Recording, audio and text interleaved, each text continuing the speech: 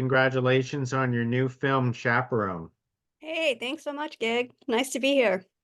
It is terrific. And more of a congratulations. It's going to be showcased at the upcoming Slamdance Film Festival, one of the most prestigious film festivals in the world. How, I can't how do you believe feel about that? it. I'm shocked. I'm really excited. That's awesome. So tell us what sparked you to write this story for Chaperone? Yeah, sure. That's a great question. So, when I was about 29, I was at the gym and I was approached by a very polite, friendly, nice high school kid who struck up a conversation with me, and we had a little banter going on. I didn't really think much of it. And then at the end of the conversation, he invited me out to a house party, and I realized that he thought that I was also in high school. There were a lot, it was like 4 p.m. There's a lot of high school kids in there. It was like right when the school gets out. And I had to be like, well, I am 29. I'm old. I'm also married. Like, thank you. But, I think I'll pass. But then afterwards, I became very fixated on asking myself what kind of woman would have said yes to going to that party. Like, what place would I have to be in my life to think that that was a good idea? So I became very obsessed with it and went kind of down this rabbit hole of just kind of imagining who this person was. And that person brought me to Misha, our protagonist in the film. Well, if it's any indication, I I couldn't even second guess which generation you are. Yeah, right. Thank you. I think I'm 35, so I'm there. So in this case, t tell us how you wanted to craft Misha, basically the journey because you it seems like Misha was one of those characters that seems like directionless, like she didn't know what she actually wanted in life. I don't, I hear that a lot about Misha, but that's not quite how I feel about her. I feel like what Misha wants in life is what she has, which is a job that she loves, that is not at all stressful. She's not an ambitious person.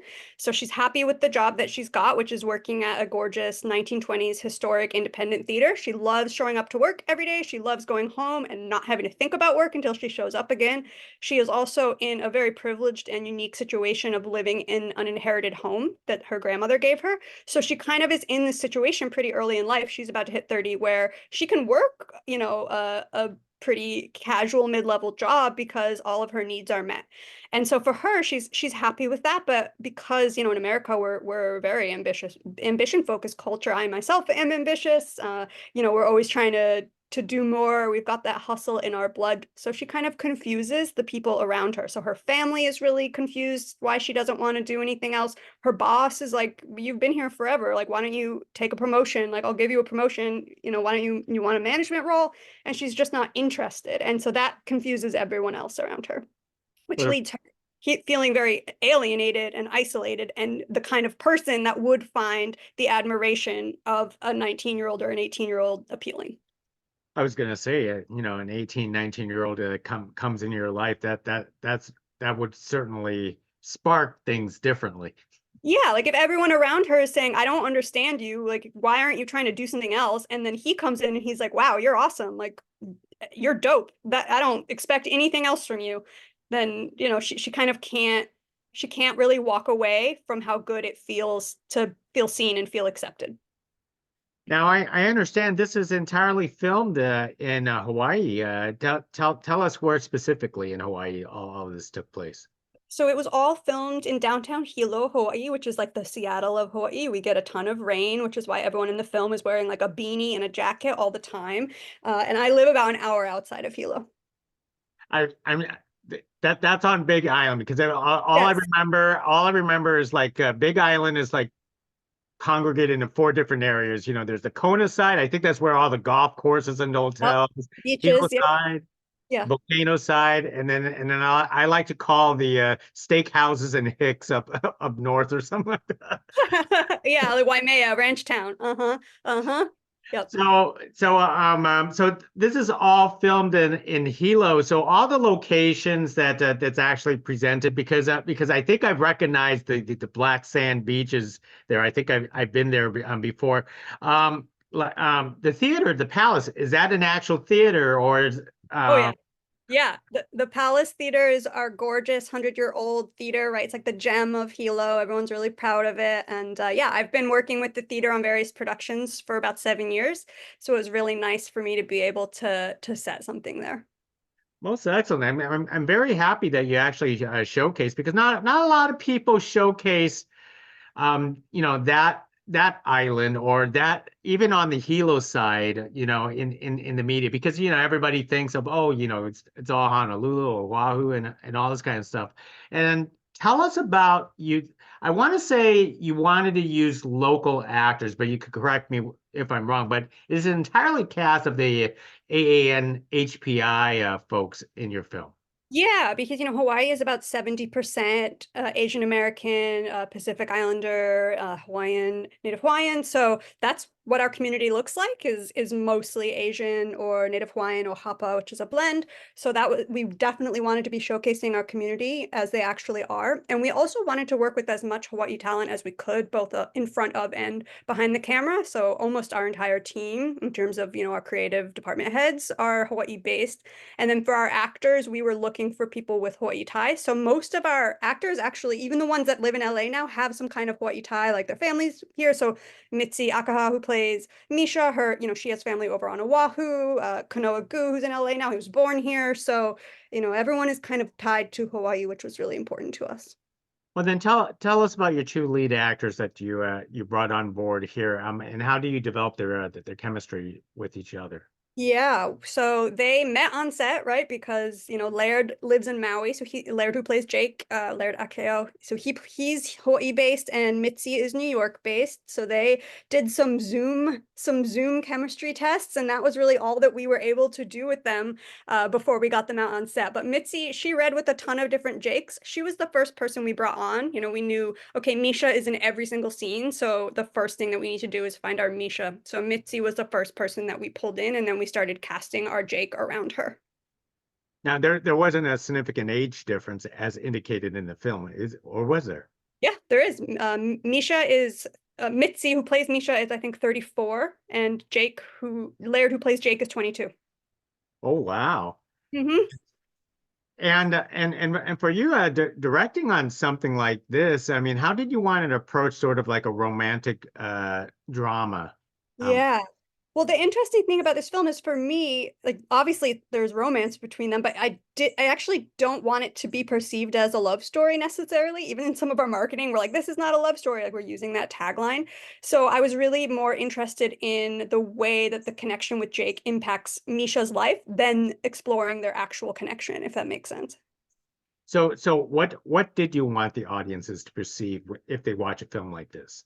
I mean, for me, I think that Misha's behavior is problematic, but the problem that I find with it is in her dishonesty. So we haven't really talked about the kind of whole hook for the film, is that when Jake meets Misha, he thinks that she is also in high school, and she lets him think that she is also in high school. She does not correct him off the bat, and then she continues not correcting him, and then all of a sudden they're dating and he doesn't know how old she is.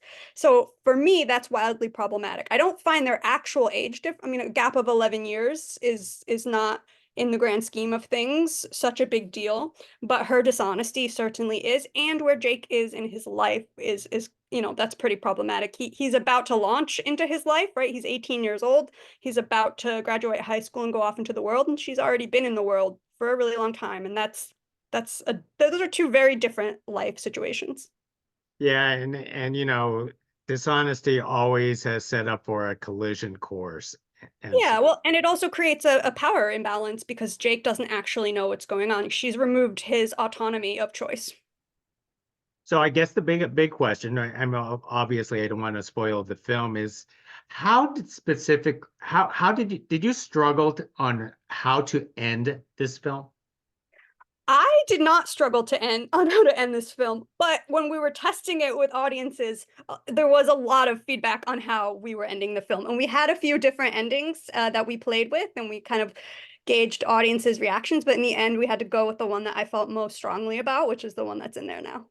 So it's the one that's you're most satisfied with, and I that's was like, this is the one. I did, keep my producers happy. We showed the other endings, we got the feedback, and then I dug my heels in and was like, this is the hill that I'm gonna die on. So well, Most excellent. So Zoe, tell us about your because I understand this is your directorial feature film debut. Tell us about your experience. How did you enjoy it? Yeah, this is my solo directorial debut. I was lucky enough to be able to co-direct a film that came out in 2019, but this is the first film that I've ever, written and then developed to direct entirely by myself. So in a lot of ways, it feels like my very first film ever, and it certainly is my solo debut. Yeah, so it was a very different experience for me, and yeah, it was great. What were some of your personal challenges on this production? I mean, we shot in 14 days. So when we had 18, yeah, see your face? Yeah, we shot in 14 days. We had 18 locations. The whole shoot was go, go, go. It was very verite style. We had two cameras going all the time. It was I loved it, right? That's the hustle and bustle. I made it myself, but it was crazy. That is indeed crazy. So Yeah. what's up next for you after this film, Chaperone? Yeah, I'm doing a lot of writing. So I've got a couple projects in the work now. One is something that I'm writing for another director. I also write fiction a lot. So I actually have my first novel is being published in February. So like a week after the film premiere, my novel is coming out into the world. So there's a lot. There's a lot coming up this year. What's the title of your novel?